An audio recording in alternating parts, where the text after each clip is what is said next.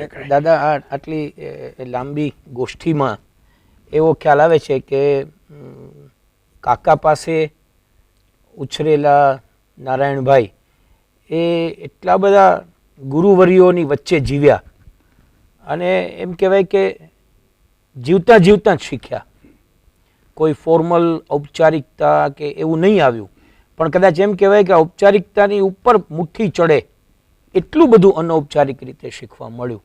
અને એ ત્યાં સુધી કે આસ્તિકતાનું આરોપણ પણ અજ્ઞાત રીતે થયું અને ભલાઈ ખોજવાની એક યાત્રા શરૂ થઈ. દાદા, જીવનના અધ્યયનનો એક તબક્કો આપે વર્ણવ્યો, પણ ત્યાર પછી જીવનમાં એક પાછો નવો વળાંક આવ્યો. એમના વિશે અમને. એટલે અધ્યાપનનો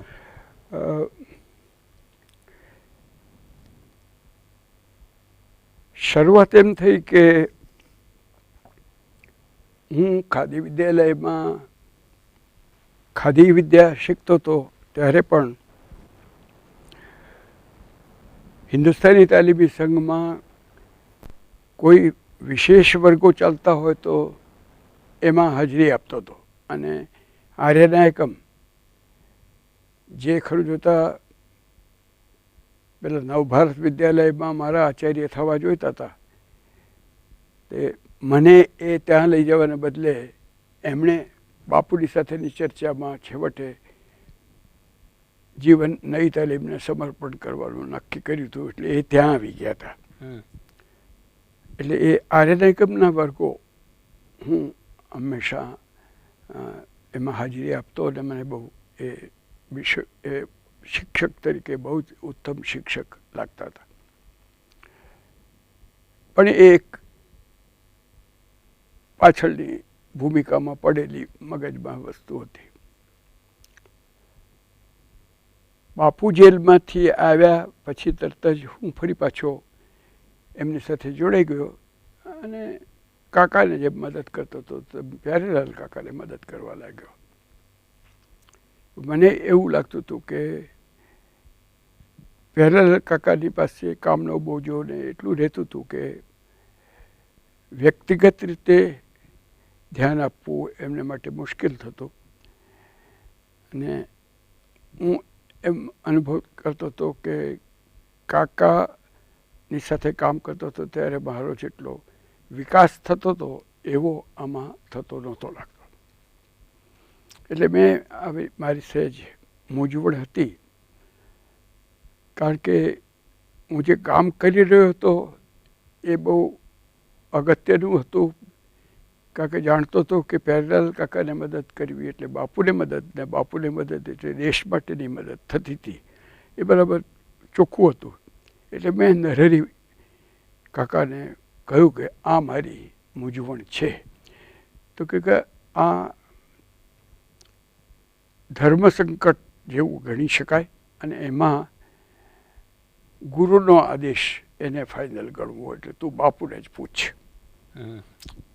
એટલે મેં કહું સારું, તો એમને ફરીશ. એટલે મેં કહું મારે આપની સાથે વાત કરવી છે. એટલે કોઈની વિધિવત સમય અપાયેલો ન હોય ને વાત કરવી હોય તો એને ફરવા જતી વખતે સમય આપે કે તું ફરવા આવજે. એટલે હું ફરવા ગયો એમની સાથે. અને મેં એમને વાત કરી કે આપ જેલમાંથી આવ્યા ત્યાર પછી હું છું સાથે જ હતો એટલે જાણતા હતા, પણ મને મારો વિકાસ એમાં થતો લાગતો નથી. પ્યારેલાલ કાકા કહે છે કે તું હોય તો મને બહુ જ ઉપયોગી થાય છે અને હું પણ માનું છું કે કંઈક ને કંઈક એમને મદદ કરી શકું છું. પણ અને એ બહુ અગત્યનું કામ છે, પણ મારે શું કરવું એ નક્કી નથી કરી શકતો. કે તે તારા પ્રશ્નનો જવાબ પ્રશ્ન પૂછતામાં જ આપી દીધો એમ બાપુએ કહ્યું. અમે ફરતા હતા. કોઈને પણ મારી સાથે રહેવામાં વિકાસ ન થતો લાગતો હોય એને મારી સાથે ન રહેવું. અને પ્યારેલાલને મદદનીશની જરૂર હશે તો કોઈ બીજો શોધી આપીશ. એટલે તારે આ તો છોડી જ દેવું એટલું નક્કી થઈ ગયું. પણ તારે કરવું શું છે? હમ. તો મેં કહ્યું એટલું નક્કી છે કે આખી જિંદગી કામ તો આપે સૂચવેલું છે તેમાંથી જ કરવું છે. એ બાબતમાં પણ મારા મનમાં સ્પષ્ટ છે. તે ખબર બધા ઘણા કામો મેં સૂચવે છે પણ તારે કરવું શું છે? મેં કહું મારું મન નવી તાલીમનું કામ કરવાનું છે. આર્યના કંપની પાસે હું જે થતો એને હાથે નહીં થતો. એમ કરતાં કરતાં સેવાગ્રામની કુટીમાંથી અમે ચાલતા હતા. એમાં બાપુએ સ્થાપેલી શાળા એ અમારી સડકની પાસે જ આવીને અમે એની સામેથી પસાર થતા હતા. એટલે બાપુએ એક બહુ જ મહત્વની વાત કરી. એમણે એમ કહ્યું કે નવી તાલીમ એટલે આ શાળા નહીં, કારણ કે આ તો હવે ઘાણી થઈ ગઈ છે, રૂટીન ઘાણી થઈ ગઈ છે. તારી નવી તાલીમ તારે શોધવાની રહેશે. વાહ. આ મંત્રથી અમે નવી તાલીમની શરૂઆત કરી કે ભાઈ આપણે આપણી નવી તાલીમ શોધવાની છે. એના પહેલાં જે કંઈ વાંચેલું હતું, વર્ગો લીધેલા હતા, એમાંથી સમજતા હતા કે ઉદ્યોગ, સમાજ ને પ્રકૃતિને એ કેન્દ્રમાં રાખીને એના માધ્યમ મારફત આપણે શીખવવાનું ને એ રીતે શરૂ કરી દીધું. મોહન પરીખ એટલે જેની વાત મેં પહેલાં કરી એ પણ મારી માફક કોઈ વાર નિશાળમાં ગયેલો નહીં. થોડો વખત એણે CN વિદ્યાલયમાં કામ કરેલું અને યંત્રશાસ્ત્ર વગેરેનું જાણકાર ખરો. પણ અમે બે નક્કી એમ કર્યું કે આપણે બે મળીને સાથે શાળા શરૂ કરવી છે એટલું નક્કી કર્યું હતું. એટલે મેં આખું ગુજરાત ફર્યા જગ્યા શોધવા માટે કે ક્યાં કરવું. અને છેવટે વેડછી એમાંથી પસંદ કર્યું. વલ્લભ વિદ્યાનગરમાં ભાઈ કાકા ખૂબ આગ્રહ કર્યો હતો કે તમે બે આવી. બે વછેરા એ લોકોને મળતા હતા એટલે બધી જગ્યાએ માંગણી કરતા હતા કે આવી જાય તો સારું, પણ અમે અમારે મેં નક્કી કરવા. એટલે અમે છેવટે વેડછી નક્કી કર્યું. 3 એના કારણો અમારા મનમાં હતા. અમારા મનમાં નવી તાલીમની પ્રાથમિક શાળાનો મૂળ ઉદ્યોગ અમે વસ્ત્ર વિદ્યા રાખીશું, કારણ કે હું એ જાણતો હતો અને અમારી પાસે એની હતોટી હતી.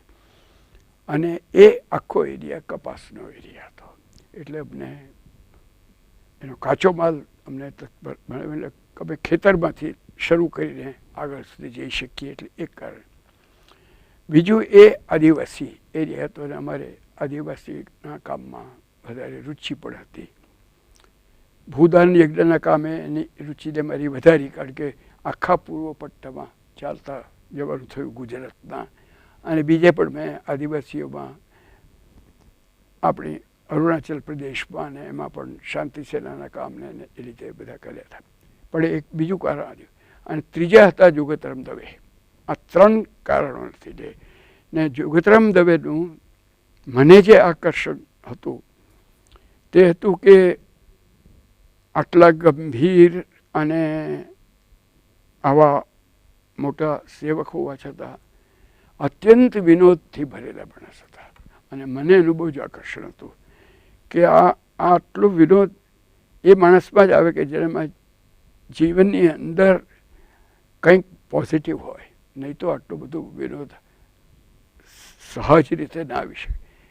આપણે એની સાથે એમણે પણ આગ્રહ કર્યો હતો કે તું આવું. બલકે એમણે તો 42માં કાકા ગુજરી ગયા ત્યારે મારી માને કાગળ લખ્યું તમે અમારા આશ્રમમાં આવીને રહો.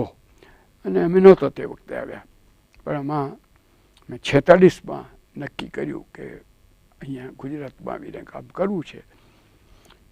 ત્યારે એમણે આ જગ્યા જોઈ. પણ મેં અમારા બેમાં એવું હતું કે કંઈક વાતોચીતો કરવાની હોય કોઈકની સાથે, કંઈક નેગોશિએશન કરવાનું હોય તો તે હું કરતો. પત્રાચાર કરવાનો હોય તો મૌન કરે, એ મૌન કરે. તો આમાં પણ અમારે વાતચીત થઈ. જો અમે લોકો એમને જુ કાકા કહેતા. જુ કાકા અમે આવીશું તો ખરા પણ તમારા કોઈ નિયમ નહીં પાડીએ.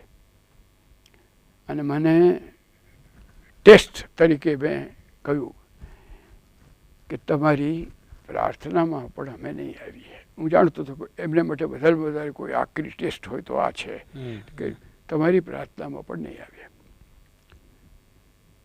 એમણે એમ કહ્યું તમે પૂછશો નહીં ત્યાં સુધી હું તમને સલાહ પણ નહીં આપું. પૂછશો તો હું તમને સલાહ આપીશ, નહીં તો તમને બધી જ છૂટ, કોઈ તમારી પર નિયમ નહીં. એમ એમણે સામેથી કહ્યું. પછી અમે આવ્યા અને ત્યાર પછી એકે દિવસ પ્રાર્થના અમે ચૂક્યા નથી. અમે પ્રાર્થનામાં નહીં આવીએ તો એમને અમારે કહેવું હતું કે અમે આટલા સ્વતંત્ર મિજાજથી કામ કરું, અને એને ગમતું હતું કે આ લોકો સ્વતંત્ર રીતે કરે છે. ને ખૂબ રસ પણ એમણે લીધો.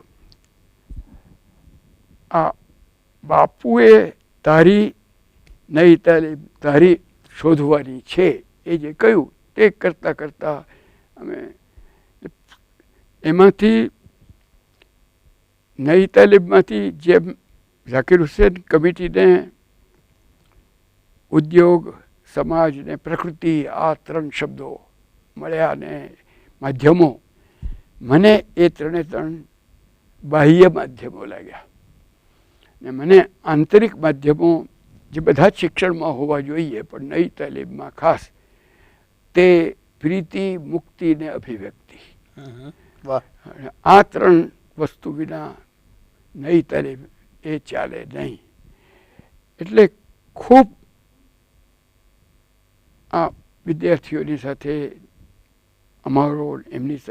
અમારી સાથે એમનો પ્રીતિનો સંબંધ રહ્યો ને એનું મુખ્ય કારણ એ કે અમને જે મુક્ત વાતાવરણ મળ્યું હતું એ એમને પણ મળે હતું. અને પછી અભિવ્યક્તિ કરવાની એમને ઘણા મોકા રહેતા હતા. અભિવ્યક્તિથી જો શરૂ કરીએ તો અમે લોકો છોકરાઓ લખે, અમે કોઈક વાર હોય તો જોડણીમાં સુધાર કરીએ પણ બાકી છેકાછેકી નહીં કરવા. એ જે લખે તેમ જ રહેવા દેવું. એમ માતા જેમ ચિત્રકળામાં આમ નહીં પડતું આમ ચિત્ર એ કરવાથી પહેલાંનું ચિત્ર દબાઈ જતું હોય છે. એમ કરી એને પોતાની મેળે મોકળાશથી લખવા દેવું એમ કરીને.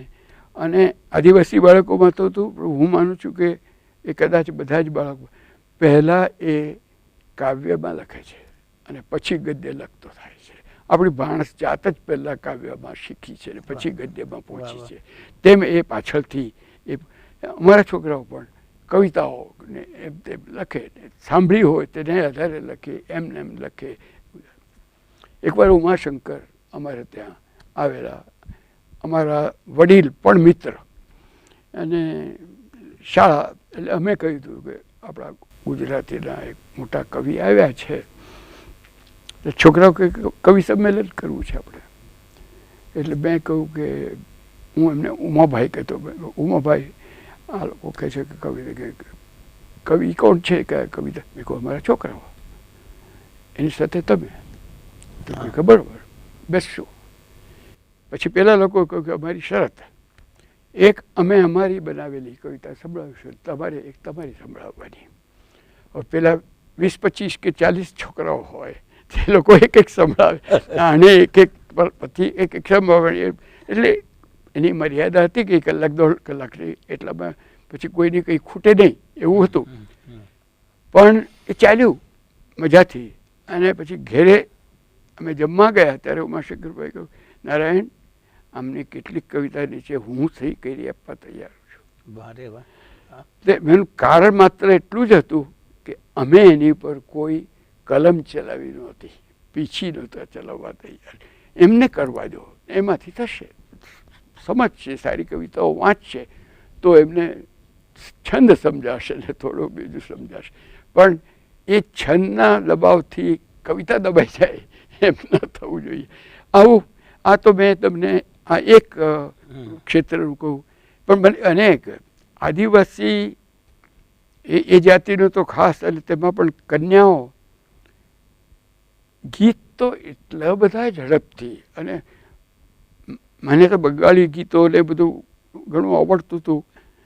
તે એકવાર ગાયું હોય ને પછી એને એ ઢાળમાં ગાઈ શકે, એમને માટે બિલકુલ અપરિચિત એવા ઢાળમાં એવા બાળકો હતા.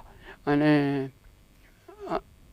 અમને એનું અમે ગૌરવ અનુભવતા હતા કે આવા છોકરાઓ. મારું એવું માનવું છે કે બાળક માત્રમાં ગુણ છે અને એ ગુણ વિકસાવવા માટે આપણો શિક્ષકોનો દબાવ જેટલો ઓછો હોય એટલો સારો. નહીં તો આપણે એને રોટલો ટીપી ટીપીને સરખો કરી નાખીએ, ચપટો કરી નાખીએ. એટલે એ અભિવ્યક્તિનું હતું. અને મુક્ત વાતાવરણમાં તો સેવાગ્રામમાં મેં 1 વર્ષ પહેલાં ભણાવ્યું હતું અને પછી હું વેડછી આવ્યો હતો.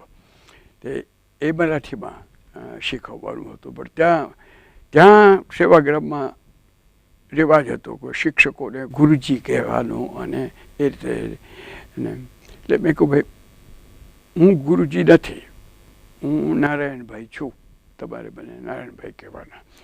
અને એ લોકો પછી તરત જ ટેસ્ટ શરૂ થઈ જાય કે આ ખરેખર does he really mean it, કે આમ થયું એણે કહ્યું છે એટલે જુએ કે પછી. એટલે જાત જાતના પ્રયોગો પોતાની મુક્તિના કરે. એક દિવસ તો હું વર્ગમાં પ્રવેશ કર્યો ને એટલે બારણું ખુલ્લું હતું, એટલે વર્ગ ખુલ્લી ગયો હતો. પણ હું જેવો પ્રવેશ કર્યો તો બારણાની પાછળથી છોકરો, એક મારા જ વર્ગનો એક છોકરો નીકળે, એને ડસ્ટર સાફ કરી, ડસ્ટરથી બોર્ડ સાફ મારા મોં પર આખું લગાડી દીધો. કે ચોક બધો મોંમાં લગાડી દીધો. હવે જો હું એને કંઈક સજા કરું છું કે કંઈ આમ કેમ કર્યું કે આમ જેમ કર્યું, આમ મુક્તિવાળી વાત આની ખોટી સિદ્ધ થઈ જાય મેં હતું. પણ આવી તો કંઈક કસોટીઓ એ લોકો કર્યા જ કરે અને જુએ કે આ કહેતો તો અમે કેટલું સાચું, કેટલું આ ને આપણે સમજવું જોઈએ કે છેવટે વિદ્યાર્થીઓની પરીક્ષા શિક્ષકો લે છે એના કરતાં શિક્ષકોની પરીક્ષા વિદ્યાર્થીઓ વધારે જ લેતા હોય છે. એ લેનારાઓ 40 જણ હોય છે, પેલા તો એક જ હોય છે. એટલે પૂરતી કસોટીઓ એ લોકો કરતા. પણ આપ કોઈ પ્રતિભાવ ન આપ્યો? ચોખવાળું મોઢું કર્યું તો કશો જ નહીં? ના, મેં કહ્યું કે સારું થયું તે તમારું પાટિયું લૂછી આપ્યું. એને મારે થોડો એને આંચકો પણ આપવો હતો કે મેં કંઈ એને હું એને વળ્યો નહીં, બલકે એમાં કંઈક એપ્રિશિએશન દેખાડ્યું. મેં તો પાટિયું લૂછી આપ્યું, સારું કામ કર્યું, વારંવાર ના કરીશ એમ પણ પાછું કહ્યું. પણ એને વાંધો નહોતો, વારંવાર ના કહીશ એ સમજતો હતો કે આ વારંવાર કરવા જેવું છે નહીં. એ તો જાણતો જ હતો. પણ છતાં પણ એવું હતું, એક છોકરાને ચોરી જ કરવાની ટેવ હતી અને લાગ્યું કે આ કરે છે એટલે એને એના બદલામાં અમે કંઈ ભેટ આપી હતી સામેથી કે હા, કે જે આ તે આવું જો થાય છે પણ કંઈક તરિયાની કંઈક કમી રહી જતી લાગે છે હાલે. એ પણ એને થયું. પછી એટલું બહુ મોટો ફેર નહોતો થયો, પણ કમસે કમ મારી સાથે સંબંધિત હોય તેવી કોઈ બાબતમાં એ ચોરી ના કરે એટલું તો એણે કરવા માંડ્યું હતું. અઘરો હતો એ વિદ્યાર્થી, બહુ અઘરો વિદ્યાર્થી. જોકે એના વડીલોએ એને અઘરો બનાવી મૂક્યો હતો. એ વેડછીમાં આવ્યો. સુલતાન અલી, રજબ અલી કરીને એક છોકરો, તે રજબ અલી લઈને આવેલા અને કે મારો દીકરો બહુ બદમાશ છે અને એટલે હું તમારી આશ્રમમાં મૂકવા આવ્યો છું. એ આશ્રમ આવા લોકો છોકરાઓને સંભાળનારું હશે એમ સમજીને મુંબઈથી આવેલા ને બાકી કોઈ આશ્રમ કે ગાંધી કે એવું કશું જ કંઈ ખબર નહોતી. પણ ક્યાંક સાંભળી લીધું હશે વેડછી આશ્રમ એટલે લઈ આવેલા. એટલે પહેલાં જ મેં કહ્યું કે કોણે કહ્યું કોઈ બદમાશ છે? તમારો છોકરો સારો દેખાય છે, મને તો કોઈ બદમાશ નથી દેખાતો. અને આ છોકરાએ મારી પૂરી ટેસ્ટ કરી કે ખરેખર હું એને બદમાશ નથી માનતો. એને માટે જેટલી હોઈ શકે એવી જુદી જુદી જાતની ટેસ્ટ આ મુક્ત વાતાવરણનું પેલું. એટલે થોડાક દિવસ જોયા કરે કે આ કેમ કરે છે. તો એક દિવસે છોકરા બધા ઊભા થઈ ગયા, વર્ગમાં આવીને હોહા થઈ ગઈ. શું છે કે સુલતાને ઉપરની બારીનો કાચ ફોડ્યો. એટલે મેં પૂછ્યું કે સુલતાન સાચી વાત? તો કે હા. કેવી રીતે ફૂટ્યો? તો કે પથ્થર માર્યો એટલે ફૂટ્યો. કેટલા માર્યા? તો કે એક કપ ફૂટ્યો. નિશાની તારી સારી છે, એક જ વારમાં એક કાચ ફૂટ્યો, નિશાની હારી. પેલા લોકો પણ, છોકરાઓ પણ જોયા કરે કે અને બીજું કંઈ કર્યું નથી. પેલો પણ જોયા કરે કે આ શું છે. બીજે દિવસે બીજી વાર એને પાછો કાચ ફોડ્યો. એટલે મેં કહું નિયમિતતા પણ સારી છે. એક દાડે એક ને પણ મને કહ્યું રોજ એક નવો કાચ ફોડાવી શકો એવી મારી કોઈ આર્થિક દ્રષ્ટિ નહોતી. એટલે શું આને કંઈક જવાબદારી સોંપો. હવે અમારે એવું હતું કે કોઈને પણ કોઈ વર્ગમાં પણ જઈ શકે એટલી અમે સ્કૂલ બોર્ડની સાથે અમને એ લોકોએ શાળા પ્રયોગની શાળા તરીકે આપી હતી. અમે સામેથી શરત એ કરી હતી કે તમારું ઇન્સ્પેક્શન ને તમારી પરીક્ષા એ અમે સ્વીકારશું, તમારો પાઠ્યક્રમ અમે નહીં સ્વીકારીએ. અમે અમારી રીતે ભણાવીશું. તમારી પરીક્ષામાં અમારા પાસ થાય છે કે નહીં તમારે જોવાનું, અને તમારું ઇન્સ્પેક્શનમાં જોઈ જશો તો શીખશો ને બીજી જગ્યાએ શીખવાડશો, એવો અમને વિશ્વાસ હતો. એટલે એ ચાલ્યું અમારે. અમે જેટલા વર્ષો હતા તે સરસ રીતે ચાલ્યું. તે આમાં જે એ લોકોએ એમાં અમે વર્ગમાં કોઈને બીજા વર્ગમાં જવાનું. તે મારી દીકરી ત્યારે બાલ મંદિરમાં હતી, એટલે બાલવાડી અમે લોકોએ તે બાલવાડીમાં. પણ પહેલાં તો અમે ઝાડ નીચે બેસીને વર્ગ અમે લેતા. તો એને બહુ નાની જ્યારે હતી ત્યારે નીચે મૂકી રાખી, ઉપલા પાંદડા હલે એટલે એને ફિલ્મ બધી ચાલ્યા કરે તો બહુ આનંદમાં રહેતી. પછી મોટી થઈને બાલવાડી બનાવી. પછી એ કોઈક વાર મારા ઘરમાં મને બાઉભાઈ કહેતો, બાઉભાઈના વર્ગમાં આવીને બેસશે, ત્યાં બેસતી. એટલે મેં કહ્યું સુલતાન, જો તું ચોથા ધોરણમાં છે અને આ ઉમા તો નાની છે, આ તારી નાની બેન છે ને મારે તો વર્ગ સંભાળવાનો, આને સંભાળવાની જવાબદારી તારી. એટલે એ છોકરીને મેં કહી દીધું આને સંભાળવાની જવાબદારી તારી. એટલે પહેલાં તો એક મોટી રિસ્પોન્સિબિલિટી મળી ગઈ કે મારે હવે આને સંભાળવાની. વર્ગ ચાલ્યા કરે, વર્ગમાં એનું ધ્યાન હોય કે ના હોય પણ ધ્યાન આવે. પછી એ લોકો બાલવાડીમાં ગયા. ત્યાં નાના નાના ડોલ ને નાની નાના માટલી લઈને કૂએ જવાનું. તો પેલો પણ કે વર્ગ બને બાલવાડીમાં ઉમા કઈ છે એટલે હું ત્યાં જઈશ કરી એની સાથે સાથે એ પણ ગયો. પછી કૂવામાંથી પાણી કાઢવાનું ને ઉમા નાની છે પાણી હું કાઢી આપીશ એમ કરી એનું પાણી એના માટે કઢાવ્યું એની પાસે. એટલે માટલું જો હોય તો એને ફોડવાનું જ જેને મન થાય તે આ માટલું સાચવનારો એ બન્યો. એવી રીતનું એનું બહુ પણ એને તો મહેમાનો આવે ત્યારે પણ કંઈક પોતાની સ્વતંત્રતા માપી જોઈ હોય એવા પણ એને કિસ્સાઓ થયા જે જરા સંભાળવાનું અઘરું થાય પણ કર્યું. અને એ પછી તો એ ગયો. પણ પછી 3 વર્ષ સુધી દર બળવને દિવસે એનો કાગળ આવતો હતો કે આ મારી નાની બહેન છે ને. મુંબઈમાં ગયો પછી ક્યાં ખોવાઈ ગયો ખબર પણ નથી, પણ બળવને દિવસે એનો કાગળ આવતો મારી બહેન. એટલો એનો સંબંધ એને રાખ્યો હતો. એનાથી 4-5 વર્ષ મોટો હશે પણ એને એટલો સંબંધ રાખ્યો. આ પેલો મુક્ત વાતાવરણ ને પ્રીતિ તો બધી અનેક જાતે તે.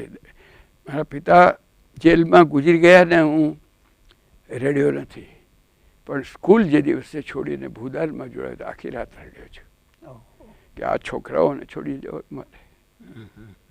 એટલે એવી પ્રીતિ મારે તો એવી હતી જ. અને એવી જ પ્રીતિ અમારા બીજા સાથી શિક્ષકોને મોહન છે તે બહુ કડક શિક્ષક, એનાથી થોડી બીક પણ લોકોને રહેતી, પણ ખૂબ એની તો આવડત એટલી બધી હતી કે ખૂબ બીજું બધું જ કોમ્પન્સેટ થઈ જાય. બહુ સરસ. ને એ પણ ખૂબ પ્રેમાળ માણસ હતો. એટલે આ 3 વસ્તુ મને તો નવી તાલીમમાંથી મળી કે પ્રીતિ, મુક્તિ, અભિવ્યક્તિ.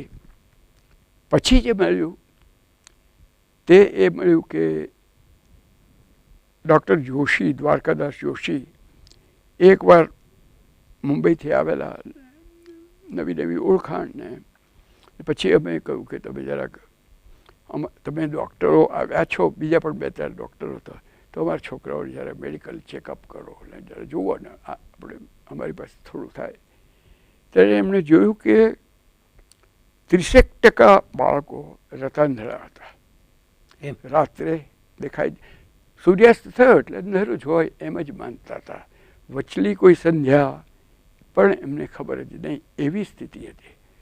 અને 1 કપ દૂધ 1 મહિના સુધી આપવાથી રતન માલ ન્યુટ્રિશન કેટલું ભયંકર પરિણામ લાવે છે એ અમને તો એમાંથી પ્રતીતિ થઈ. બાકી તો અમે તો જાણતા, આમણે કહ્યું કે તો દેખતા નથી, આ તો નથી દેખાતું એ લોકોને. અને માત્ર 1 કપ દૂધ આપતા હતા ને એમાંથી એ થયું. એટલે આ એમ સમજાયું કે ભાઈ છોકરાને ભણાવવા એટલે આ નહીં, આરોગ્ય પણ જોઈએ અને દૂધ પણ પહોંચાડવું જોઈએ. ક્યાંથી દૂધ પહોંચાડશે? હિન્દુસ્તાન આખો ને એના એ બધા ગણિતો ચાલે ને કે એ બધું ચાલે. એવી જ રીતે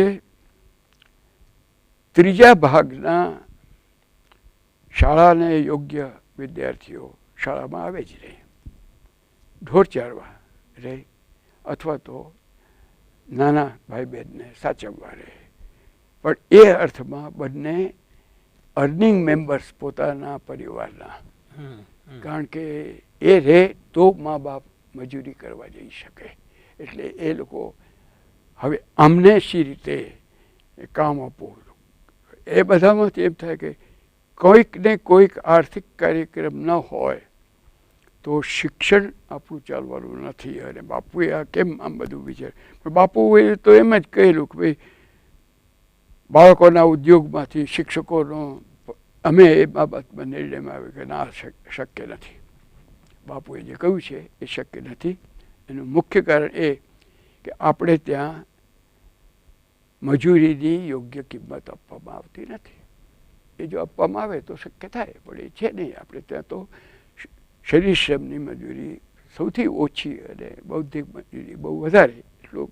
આટલો વિષમ સમાજ હોય ત્યાં શિક્ષકને પેટ ભરવા પૂરતું પણ એ લોકો કમાઈ શકે નહીં. એટલે અમે સ્વાવલંબનની વ્યાખ્યા બદલી. કહું કે બાલવાડીમાં પોતાના કપડાં જાતે પહેરી શકે, જોડા પોતાના પહેરી શકે, માથું ઓળી શકે, એ સ્વાવલંબન. પછીના કોઈક એક ઉદ્યોગ કરતા શીખી શકે, એ થોડુંક સ્વાવલંબન. ઉત્તર બુનિયાદીમાં એ પોતાના કપડાં બનાવી લઈ શકે. ત્યાં સુધી જો કે અમે 7મા ધોરણમાં જ એ શીખવી દીધું હતું કે 3જા-4થા ધોરણ સુધી કાતવાનું અને પછી વણવાનું. અને એમાં પોતાના 1-1 જોડ કપડાં તો બધાને અપાવ્યા જ. કારણ કે મેં શાળા શરૂ કરી અને 3જે દિવસે એ શોધ કરી કે 63 છોકરાઓ હતા, તેમાંથી 60 પાસે બદલવાની બીજી જોડ કપડું નહોતું. હવે આમને કપડાં કહ્યું તો વસ્ત્ર વિદ્યા શીખવીને એમના બનાવેલા કપડાં પહેરશે. ત્યાંથી અમારી વિદ્યાલય શરૂ થયું. અને એ જે થયું એ લોકોને વિશ્વાસ પણ આવ્યો એમાંથી કે અમે અમારો કરી શકીએ. એ બહુ મોટી વસ્તુ એમાંથી પેદા. પછી તો અમે પ્રવાસો કરીએ તો મા બાપ પાસેથી પૈસા નહીં લેવાના. એટલે અમે રવિવારે જે મજૂરી કરશે એના પૈસા જમા કરીશું. એટલે અમુક રવિવાર મજૂરી કરી એમાંથી જે પૈસા મળે એમાં અમે આબુ સુધી ગયા અને મુંબઈ સુધી ગયા એ છોકરાઓને. અમે કોઈ શાળા વતી પૈસા ખર્ચ્યા નથી અને મા બાપો પાસેથી પૈસા લીધો નથી, પણ એ પોતે કમાણી કરીને પ્રવાસ. અને આજે અમારી એ જ શાળામાં ભણનારા લોકોને 200 રૂપિયા માંગ્યા કે 200 રૂપિયા હોય તો પાવાગઢ ફેરવી આવીએ. હવે અમે તો મુંબઈ અને આબુ સુધી ફેરવ્યા હતા. અને છતાં પોતાના ખર્ચે, જોકે તે વખતે ભાડા બહુ ઓછા હતા, પણ એટલું કમાયા તો એ લોકો હતા. ને રીતસરમાં કપાસ વીણવાની મજૂરી મળે, તેમાંથી મળતું હતું. ખાતર ખાડા ખોદવાના મળે તે, એની બેંક બનાવી હતી અને એ બેંકમાં એમના એકાઉન્ટ થાય ને આ બધું એમનું શિક્ષણ ચાલે. આ બધું દઈ તાલીમમાં અમારું આવે. તો આવું કરતાં કરતાં એટલે એમાં અમને એમ થયું કે આપણા દેશમાં આર્થિક કાર્યક્રમ અને શિક્ષણનો કાર્યક્રમ એ સંકળાવવા જોઈએ. એના વિના થાય નહીં.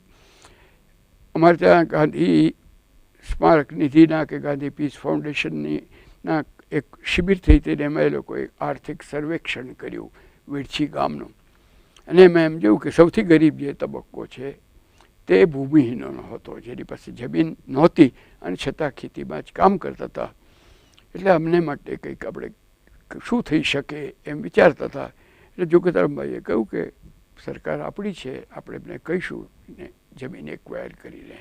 તે જ વખતમાં વિનોબાજી એ નિર્ણય પર આવી ગયા હતા કે સરકાર પાસેથી આ કામ થઈ શકે એમ છે નહીં, અને ભૂદાન માગવાની શરૂઆત થઈ હતી. એટલે અમે લોકો વાંચ્યા કરતા હતા કે એક વર્ષ અમે માત્ર વાંચીને સમજતા હતા કે આ શું કહે છે, અને એક વર્ષ પછી ભૂદાનમાં ફરવા માટે એક અઠવાડિયું જવું એમ કરીને હું ગયો. ત્યાર પહેલાં નહોતો, પણ કાળ એક જ સરખો હતો કે અમને એમ હતું કે જમીનનો પ્રશ્ન અહીંનો મુખ્ય પ્રશ્ન છે, અને એ સરકાર માત્ર આપે એટલાથી થઈ શકે એમ નથી, પણ પછી કંઈ થઈ શકે કે નહીં એની ખાતરી નહોતી, અને એ ખાતરી તો હજુ પણ પૂરી થઈ શકતી નથી. પણ એટલે 100 ઘરમાં જાઉં તો એકાદ ઘરમાં જમીન મળે, 1% જમીન મળતી, 1% ઘરોમાંથી જમીન મળતી, તે પણ થોડી એ મળતી હતી, પણ એટલી અમને અમારો ઉત્સાહ ટકાવી રાખવા માટે પૂરતી હતી. મેં પહેલું વર્ષ એ રીતે કામ કર્યું, ત્યારે પછી વિનોબાજીને કાગળ લખ્યો હતો કે તમે કહો છો કે બહુ જમીન મળે ત્યારે હરખાઈ જવું લઈને, કઈ જમીન ના મળે તો દુઃખી ન થવું, એ તમારે તમારું સમત્વ ચિત્તનું આમ જાળવવું જોઈએ. કારણ કે એમના મનમાં આ કર્મશીલ માત્ર એ એક્ટિવિસ્ટ નહીં, પણ એ સાધક હોવો જોઈએ એમના મનમાં.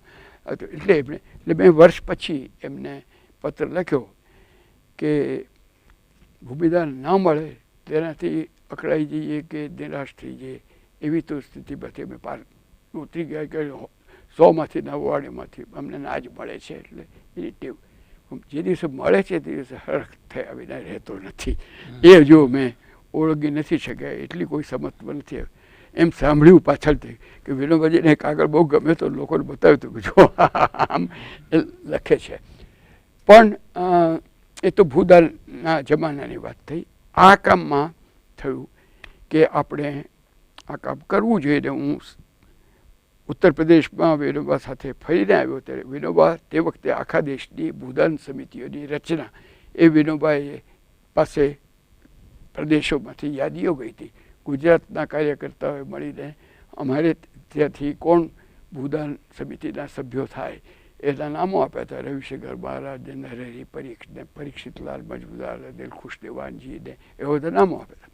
તે બધી યાદી ત્યાં ગુજરાતમાંથી હું જ એકલો ગયો હતો. અમે 2 જણ ગયા હતા. મેં મૂક્યું કે આ તે વખતે વિનોબાનું મૌન હતું, પણ યાદીઓ જોતા હતા. એ જોઈ 2 નામ નીચે એમણે ઉમેર્યા, બબલભાઈ મહેતા, નારાયણ દેસાઈ. ત્યાં હવે હું તો એક શિક્ષક તરીકે શાળામાં બેઠેલો માણસ હતો, બબલભાઈ ફરતા હતા, અને આમાં જોગેતરામનું નામ હતું પેલી મુખ્ય યાદીમાં. એટલે મેં જોકા કરીને આવીને કહ્યું કે જો આખી ગુજરાતની જે સમિતિ થઈ એમાં 2 સભ્યો છે, એક તમે ને એક હું, આપણા બેમાંથી એકે તો ફૂલ ટાઈમ આ કામ માટે આપવું જોઈએ, અને જો આપ જાઓ તો જમીન મળશે. મને કોણ ઓળખે છે, હું આખી સંસ્થાને સંભાળવાની જવાબદારી લેવા તૈયાર છું, પણ આપ જાઓ.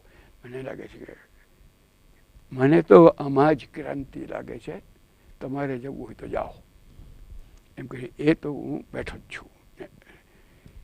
એટલે મારે માટે તો નિર્ણય જ થઈ ગયો કે તો હું છોડીશ ને એ કરશે. એટલે એમણે સાંભળ્યું. પણ મારી પત્ની એમ કહ્યું કે ના, વર્ગ શાળા તમે સંભાળો છો, તે હું સંભાળીશ. અમે 2 સાથે નહીં તાલીમનું શિક્ષણ લીધું હતું, એ એણે સંભાળી લીધું. અને હું તો પછી 8 વર્ષ ફરતો જ રહ્યો છું. હું મારા પિતા મારી માટે જે મહેમાન હતા તે હું મહેમાન હતો ઘરનો, એવું જ રહ્યું છે. હજુ પણ હમણાં એવી સ્થિતિ જ છે. પણ એ મારા જીવનના ઘણા તબક્કે મારી પત્નીનો આ જાતનો ટેકો એને મને ખૂબ આમાં તો ખાસ એમાં તો મને તો કે મેં તો એને એમ લખેલું કે ધર્મચક્ર પ્રવર્તન એ વિનોબાનો શબ્દ હતો, એ ચાલે છે. તો આપણા છોકરા તે વખતે 2 છોકરાઓ હતા, તો એ કદાચ ચક્ર પ્રવર્તન છે એમાં કચડાઈ પણ જાય, પણ હવે હું તો નીકળ્યો છું ને કરીશ. એટલે તરત જ લખ્યું ધર્મચક્ર પ્રવર્તન છે, એટલું યાદ રાખજો, આમાં છોકરાના ચડાઈ જાય એ હું જોઈ લઈશ. એટલે એ એનામાં હતો, એટલે બહુ જ એનો એ ટેકો હતો. અને એને તો બહુ અગવડ, એને બહુ નાનપણથી જુવેનાઇલ ડાયાબિટીસ હતો, એટલે શરીર ની પણ બહુ સ્થિતિ નહોતી સારી, પણ એને ઘણું આખું સહન કરીને એમાં ચલાવ્યું. એટલે આર્થિક પ્રશ્નની સાથે એને જોડવું, સમાજના પ્રશ્નોની સાથે જોડાય, એટલે છેવટે ગામ એ જ શાળા થાય, એમાં સુધી જો પહોંચી શકાય. અને હું માનું છું કે ગ્રામદાન આંદોલન, ભૂદાન આંદોલન પણ ત્યાં પહોંચ્યું હતું કે ગામડા સુધી પહોંચવું, પણ પછી ગામડાનું શું, એ આખું ગામ એ પોતાનું પ્લાનિંગ કરે, આખું ગામ એ પોતાની રીતે આખું આયોજન કરે. એ હજુ બહુ અમલમાં નથી મૂક્યો, પણ એ ના કરીએ તો બાપુની ધારેલી નીચેથી ઉપરથી ક્રાંતિ થાય નહીં. પણ એ થઈ શકે એ શ્રદ્ધા છે, અને એ શ્રદ્ધા તો ટકાવે છે. અને એમાં કોઈ બહુ ફેર પડી શકે એવું નથી, કાફી બહુ દ્રઢ થઈ ગયેલી છે. એટલે એમાં કોઈ પણ મને લાગે છે એથી સમાપ્ત કરીએ.